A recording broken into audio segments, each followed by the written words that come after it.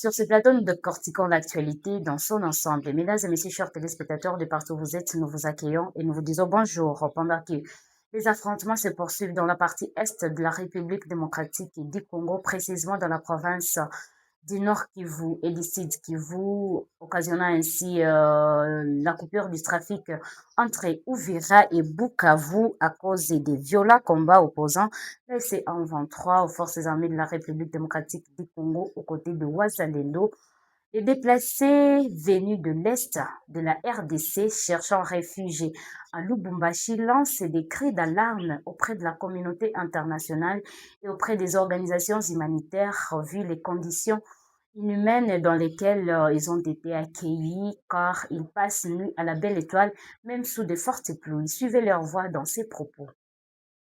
Parce que c'est depuis le matin, depuis 10 heures que les personnes que vous voyez ici devant le gouvernorat sont venues à nos bureaux pour chercher un accompagnement auprès de l'autorité provinciale, ne fût-ce que pour une assistance humanitaire.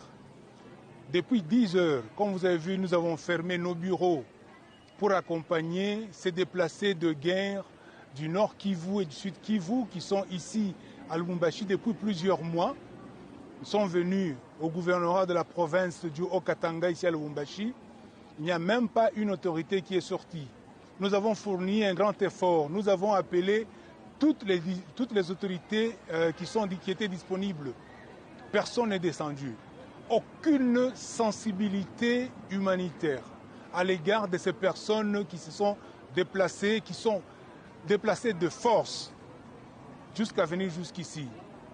Vous avez vu ici, il y a des femmes qui racontent des histoires horribles, des victimes de viols, des graves violences sexuelles en cette période du mois de mars, du mois international de la femme. Il y a des enfants qui ont été violés, il y a des enfants malades, il y a des enfants qui sont morts en cours de route et il n'y a personne, ne fût-ce que pour écouter leurs histoires, ne fût-ce que pour écouter leurs douleurs. Les gens qui sont ici dans ces bureaux climatisés sont complètement insensibles. Nous avons été ici depuis le matin, il fait plus de 14 heures, il n'y a personne qui sort. Moi je suis avocat de profession, je suis connu dans la ville, je suis défenseur des droits humains depuis des années, je collabore toujours avec les services publics de l'État. J'ai fourni un effort pour les amener, conduire ces gens vers les services publics de l'État, personne ne les reçoit. J'ai déjà écrit des lettres, plus de 5 lettres au gouverneur de la province, à tous les services de sécurité de l'État, que ce soit de l'ANR, de DGM, de police, tous les services, 22e région militaire, il n'y a personne qui s'occupe de ces personnes déplacées de forces de guerre qui sont à l'intérieur de leur pays. Il n'y a personne qui s'en occupe. Nous sommes profondément choqués. Alors, notre message à l'autorité provinciale, c'est une très grande déception. Nous ne pouvions pas rester comme ça sous le soleil et personne ne sort, ne fût-ce que pour savoir qu'est-ce qui se passe ici. À l'autorité nationale, nous ne pouvons pas comprendre qu'on puisse dire que le pays est en guerre.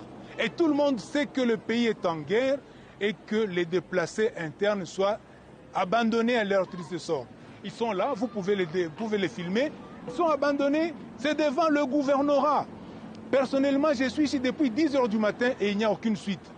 Je suis en train de rentrer à mon bureau avec un cœur brisé. Je suis très choqué de voir comment on traite les Congolais à l'intérieur de leur pays. Nous ne sommes pas à l'étranger. Nous ne sommes ni au Rwanda ni en Ouganda. Nous sommes en RDC à Lubumbashi et vous voyez comment on traite ces gens. Je n'ai plus rien à dire. Vous n'avez qu'à constater avec moi que ces gens sont abandonnés à leur triste sort. Ils nous ont donné des statistiques des gens qui sont morts. Et il n'y a personne pour venir écouter combien sont morts. Ils viennent de nous dire qu'il y a des gens qui sont malades. Il n'y a personne pour savoir combien sont malades. Vous voyez la situation sur laquelle nous sommes. Ça, c'est vraiment un coup de cœur. Je ne sais pas maintenant vers où ils vont aller. Parce que nous sommes une organisation des droits de l'homme. Nous ne sommes pas une organisation caritative ou humanitaire. Les services de l'État sont là, ils les ont abandonnés. Bon, nous allons les abandonner aussi devant le gouvernorat et nous rentrons à nos bureaux. Pendant que ces affrontements se poursuivent dans dans l'est de la République démocratique du Congo et pendant que ces cris d'alarme sont en train d'être lancés, Bien que fortement mobilisés dans les affaires de la guerre en Iran, les États-Unis souhaitent relancer les discussions entre Kigali et Kinshasa en vue de remettre les dirigeants de ces deux pays en conflit autour d'une même table, d'où la convocation de plusieurs réunions ces derniers jours à Washington et la préparation d'une rencontre tripartite est prévue pour ce mercredi 18 mars 2028. À découvrir toujours dans ces actualités une immense victoire pour la famille de l'ex-premier ministre de la République démocratique du Congo, Emery Patrice Lumumba, après que la justice belge ait décidé de renvoyer l'ancien diplomate Étienne Davignon en procès pour sa présumée implication dans l'assassinat de Patrice Emery Lumumba. Suivez cet extrait tiré de la TV Sarmande. C'est le sourire aux lèvres que la famille de Patrice Lumumba pose devant les objectifs. Ils viennent de l'apprendre, sauf appel, il y aura bien un procès dans l'affaire de l'assassinat de leur aïeul. Et enfin, on arrive à quelque chose. Enfin, la Belgique regarde son histoire en face et on va pouvoir entamer cette nouvelle phase de l'histoire avec dignité et entourer de notre famille et de nos conseils. Patrice Lumumba, premier chef du gouvernement du Congo indépendant, renversé en septembre 1960 par un coup d'État. Il est exécuté le 17 janvier 1961 par des séparatistes avec l'appui de mercenaires belges. Son corps fut dissous dans l'acide. Il fallait d'abord découper les corps à la scie. Nous n'étions pas chirurgiens, nous n'y connaissions rien. 65 ans plus tard, seul un homme peut répondre d'une éventuelle responsabilité pénale. Étienne Davignon, l'unique personne encore en vie parmi la dizaine d'individus mis en cause. Diplomate stagiaire pour la Belgique lorsque Patrice Lumumba est arrêté, il est notamment soupçonné d'être impliqué dans la détention et le transfert illicite du Premier ministre congolais, alors fait prisonnier. Par la suite, commissaire européen et homme d'affaires, Étienne Davignon, aujourd'hui âgé de 93 ans, a toujours clamé son innocence. Jamais un procès pénal n'a été organisé sur cette page sombre de la relation entre le Congo et son ancienne puissance coloniale, la Belgique. Un espoir pour la famille Lumumba.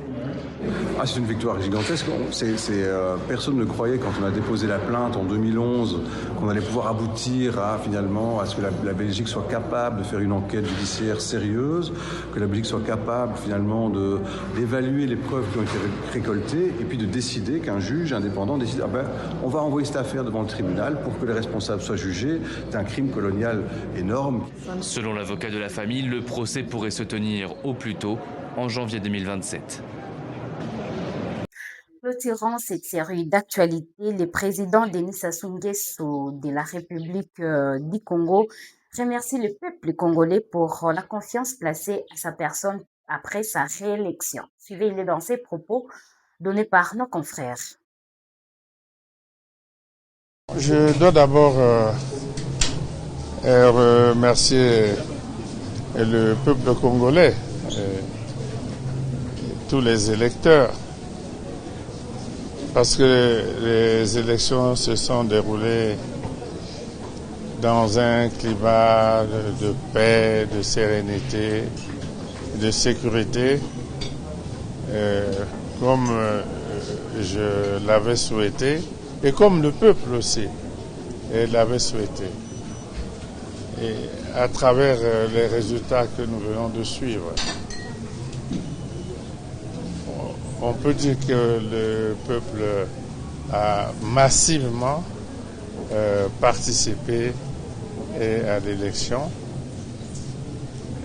ce qui montre son niveau élevé de civisme, de sens patriotique aussi.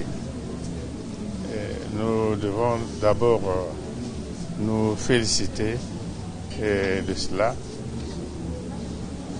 Et naturellement remercier le peuple et les électeurs qui m'ont de nouveau fait confiance, largement fait confiance, comme du reste le peuple lui-même l'a dit.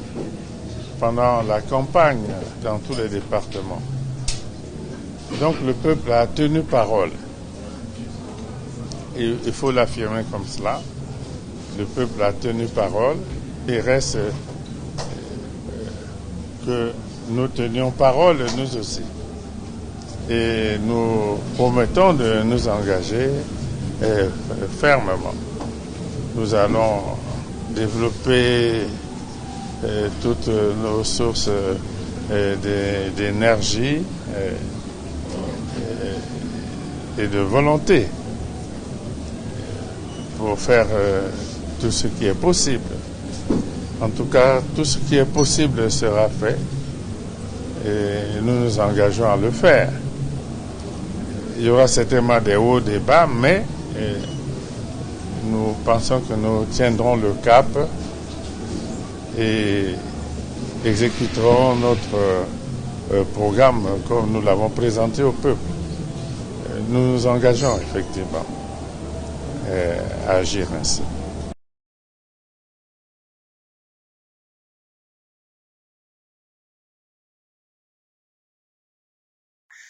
Merci de l'attention que vous avez portée à suivre cette série d'actualités. C'est par cette actualité que nous y mettons fin. Portez-vous bien et au revoir.